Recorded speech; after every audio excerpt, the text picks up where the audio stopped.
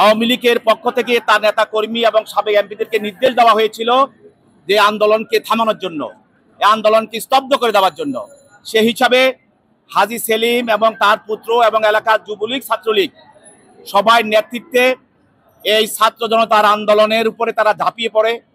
এর পরিপ্রেক্ষিতে গত 18/7/24 তারিখে তাদের সংসদীয় এলাকায় আজিমপুর সরকারি আবাসিক এলাকায় আজিমপুর সংসদীয় এলাকায় এক ছাত্র জনতার বৈষম্য বিরোধী ছাত্র জনতার মিছিলে পুলিশ গুলি চালায়। এই গুলিতে আইডিএল কলেজের প্রথম বর্ষের ছাত্র মেধাবী ছাত্র খালিদ হাসান সাইফুল্লাহ বুকে পিঠে মাথায় গুলিবিদ্ধ হয়ে মারা যায়। এই হত্যা মামলায় তার পিতা হাজী সেলিম সহ অনেকের বিরুদ্ধে মামলা করে।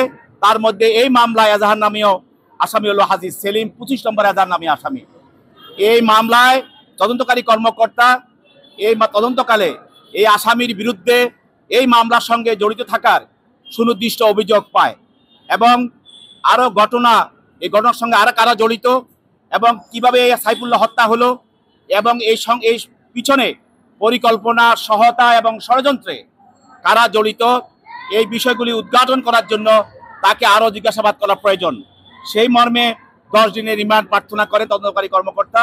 বিজ্ঞ আদালত তদন্তকারী কর্মকর্তার দরখাস্তের গুণাগুণ এবং এজাহারের বিষয়বস্তু গুণাগুণের উপরে ভিত্তি করে তিনি আসামির বিরুদ্ধে 5 দিনের রিমান্ড মঞ্জুর করেন। রাষ্ট্রপক্ষ রিমান্ড চেয়েছিলেন 10 দিনের। আমরা বলছিলাম যে 10 দিনের যে রিমান্ড চেয়েছিলেন উনি তো বাক প্রতিবন্ধী, উনি কথা বলতে পারছেন না। যেহেতু কথা বলতে পারছেন না, উনাকে যদি রিমান্ডে না হয় আপনারা কি জিজ্ঞাসাবাদ করবেন? এই প্রেক্ষিতে ওনারা একটু হট্টগোল করে উঠছেন এবং যে বিষয়টা আমাদের প্রসিকিউশনের পক্ষে যিনি ছিলেন ওমর ফারুক সাহেব, উনি অবশ্য সহযোগিতা করেছেন যে এই বিষয়টা শুনানির জন্য। কিন্তু বিষয়টা হচ্ছে যে ঘটনার সাথে জড়িত একটা মার্ডার মামলা, একটা মার্ডার মামলার মধ্যে উনার সুনির্দিষ্ট কোনো অভিযোগ নাই।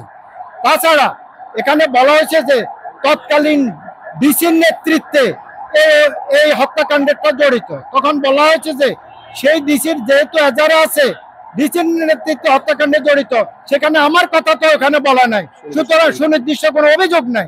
সুতরাং আমার এই আসামির বিরুদ্ধে এই রিমান্ডের কোনো যৌক্তিক কোনো কারণ নাই। উনাকে রাজনৈতিক হয়রানিমূলক ভাবে এই মামলা জড়ানো হয়েছে।